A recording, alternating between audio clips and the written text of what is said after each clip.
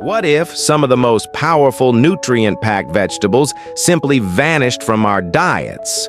Centuries ago, medieval farmers cultivated 13 incredible superfoods, rich in flavor and health benefits, that time has almost erased. Today we're uncovering these forgotten treasures and the surprising secrets they hold. Horehound. The medicinal candy plant horehound was a popular herb in medieval times, used both in cooking and medicine. It has a strong, minty, bitter taste, and was known for helping with coughs and stomach problems. Monks grew it in their gardens and used it to make syrups and lozenges.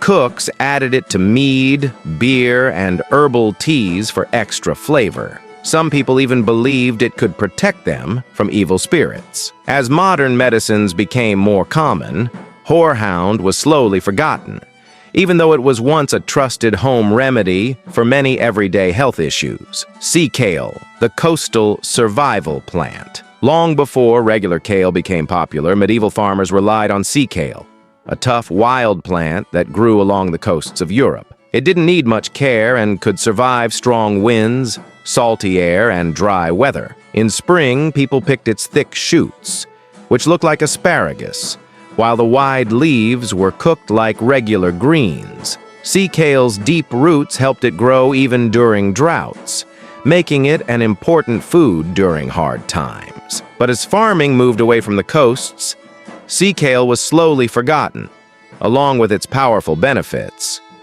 Good King Henry, the forgotten royal green. No one knows exactly why this plant was named Good King Henry, but in medieval Europe it was a common sight in gardens and growing wild in fields. It was easy to grow and came back year after year without needing to be replanted.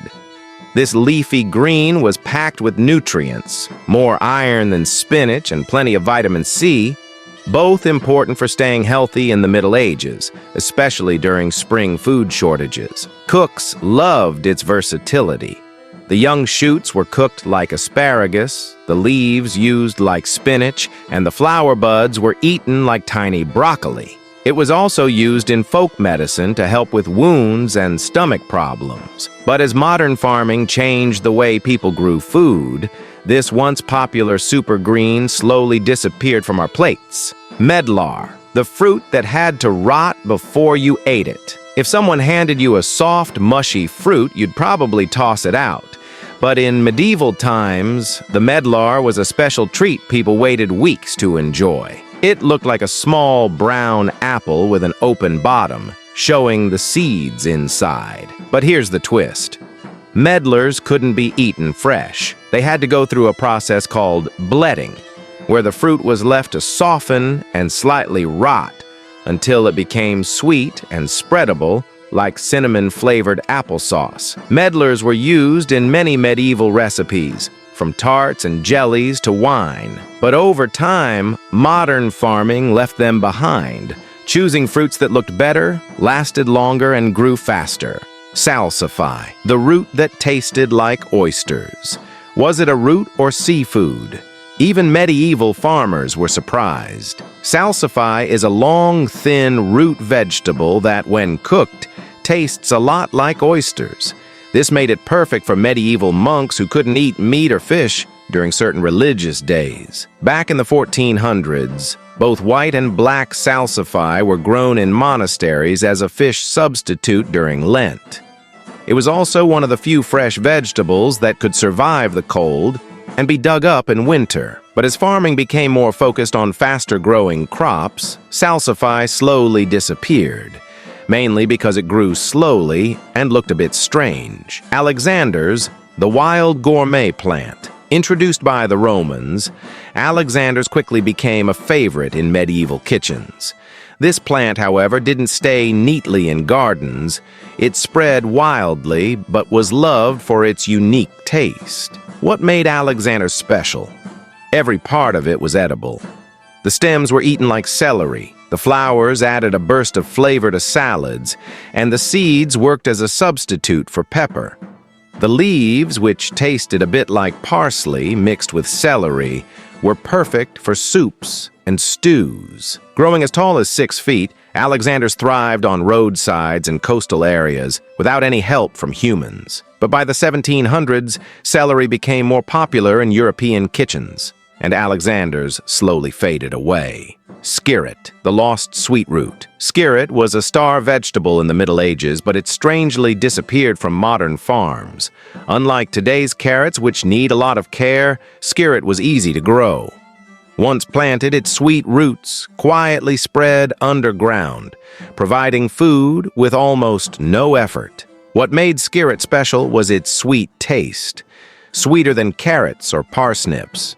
Medieval nobles loved it so much that it was grown in palace gardens. It was also a reliable crop during harsh winters when other foods didn't grow.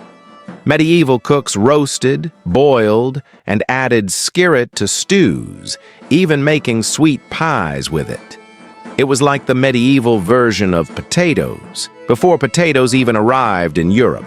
But as farming focused on faster-growing crops, skirret faded into the past. Chickweed, the humble powerhouse. Chickweed was the kind of plant that grew everywhere, whether in gardens, fields, or even along pathways. Medieval farmers couldn't stop it, but instead of seeing it as a weed, they recognized it as a powerful, nutritious food.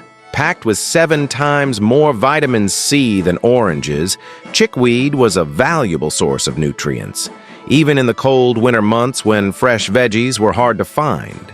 It was commonly served in homes, even among the nobility.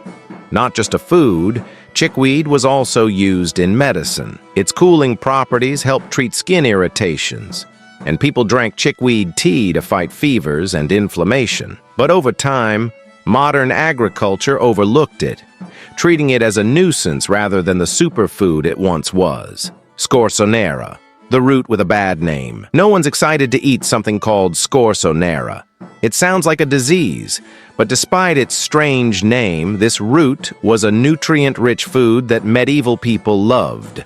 Scorzonera is related to Salsify, but tastes sweeter and milder, with hints of asparagus and nuts. One of its best features was its ability to stay fresh for months when stored in sand, making it a lifesaver before refrigeration was invented. Medieval monks often used Scorzonera during fasting times and even in herbal medicine. But once fresh vegetables became available year-round, this long-lasting root slowly faded into obscurity. Welsh onions, the everlasting green. Despite their name, Welsh onions didn't actually come from Wales, and they're not even true onions. But they were a staple in medieval kitchens. Originally from East Asia, these onions became popular in Europe by the 1200s. What made them special? Unlike regular onions, Welsh onions were perennials, meaning they came back every year without needing to be replanted. One medieval gardening book even claimed a single plant could feed a family for up to 10 years. These onions were especially useful during winter, providing fresh green tops when other crops were scarce.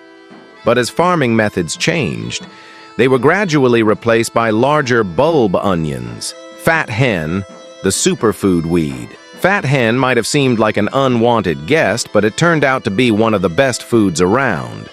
This wild green was packed with more protein than cabbage, more iron than spinach, and more calcium than kale. Archaeological digs have even found fat hen seeds in medieval food waste, showing it was a regular part of the diet during famines. People boiled it like spinach, added it to stews, and even ground its seeds into flour. But as modern farming grew, fat hen was pushed aside and labeled a weed, even though it was actually a superfood full of nutrients. Lovage, the forgotten flavor. King Roman soldiers brought lovage seeds with them across Europe, helping this powerful herb thrive in monastery gardens. With a taste like celery mixed with parsley, but much stronger, lovage added flavor to everything from soups to meat dishes. Beyond its flavor, lovage was also used in medicine to help with digestion and kidney health. These plants could live for up to 20 years. But as new spices began arriving in Europe, Lovage slowly faded from kitchens. Can we bring these superfoods back? These 13 forgotten medieval superfoods were essential for survival, health, and even medicine. They thrived in tough conditions, offered vital vitamins and minerals, and required very little maintenance. However, modern farming practices moved them aside in favor of crops suited for large-scale production. The good news? Many of these plants can still be grown today. Which of these medieval superfoods would you try first? Let us know in the comments.